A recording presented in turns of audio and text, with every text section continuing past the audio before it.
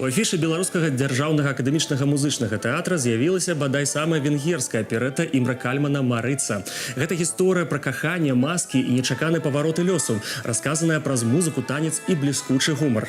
У рэпертуары музычнага аперэты з'явілася ў 1975-м.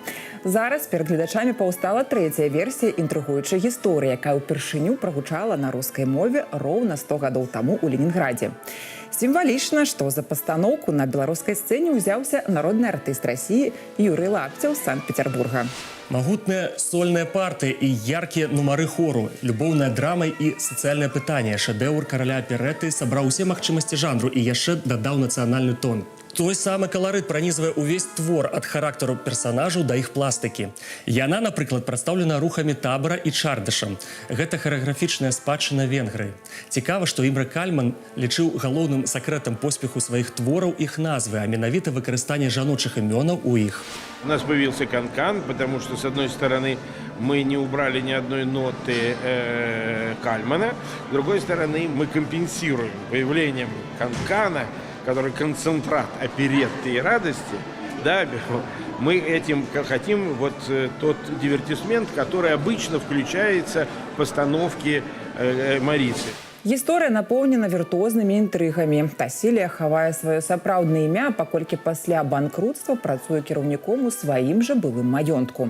Сюды прыязджае яго сястра разам з уладальніцай Марыцай. Новая гаспадыня прыязджае з навіной пра заручыны, якую выдумала, каб адвадзіць прыхільнікаў. Галоўная гераіня — цэнтр прыцягнення ўвагі, нават у свой дом яна прыбывае на дырыжаблі. Складаны не толькі вобраз гераіні, але яе партыя. Моя Марыца, она не будет какой-то там такой прям самый серьезный, да, потому что я по жизни очень веселый человек, и она у меня будет такой вот жизнерадостной, светлой, веселой, задорной где-то, но при этом сохраняя свою аристократичность и стать. Рысы неавенскага спектакля захоўваюцца і ў іншых персанажах. Артыстам патрэбна было паказаць яркі тэмперамент і не страціць вакальную раўнавагу. Творчая каманда імкнулася прадэманстраваць сачыненне Кальмана з найбольш актуальнага боку. Так, персанаж Іштван пераўвасабляецца ў Зупана, каб атрымаць дазвол у Тасілія на вяселле з яго сястрой. Увогуле, пастаноўка аперэты стала своеасаблівым творчым іспытам для каманды тэатра. Оперетта — это всегда комедия. Юмор устаревает даже не потому, что он сиюминутен, а по каким-то совершенно загадочным причинам, реприза, которая была смешной всегда, вдруг перестает быть смешной. Поэтому, если мы осторожно добавим новые репризы, где-то чуть-чуть изменим сюжет, не вторгаясь в образы персонажей, будет только лучше. Подых эпохі і нацыянальны каларыт сталі натхненнем і для сцэнаграфіі прэм'еры. Дэкарацыі адлюстроўваюць эстэтыку мадэрн 20-х гадоў 20-го стагоддзя.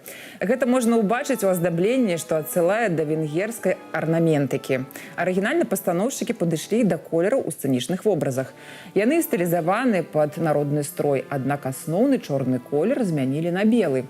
Новы выгляд атрымалі таксама персанажы цыганы. Іх адзенне было вырашана зрабіць больш шматслаёвым. Венгерские цыгане, они наоборот, они тяжелые. Они, когда идут, у них очень долгий, длинный шаг. Вместе с тем эстетика, да, вот начало 20 века, она дает и характер в обычный костюм, да, это обилие декора. Касцюм іграе значную ролю, у тым ліку для цэнтральных партый. Так, урачыстасць першага з'яўлення Марыцы падкрэсліваецца багатым аксамітам. Яе ж перыяд закаханасці больш адкрытым вобразам. Сама аперэта знаёміць беларускага гледача з цэлай галерэі тыпажоў. Разгледзець іх бліжэй можна будзе наступным разам 20 чэрвеня.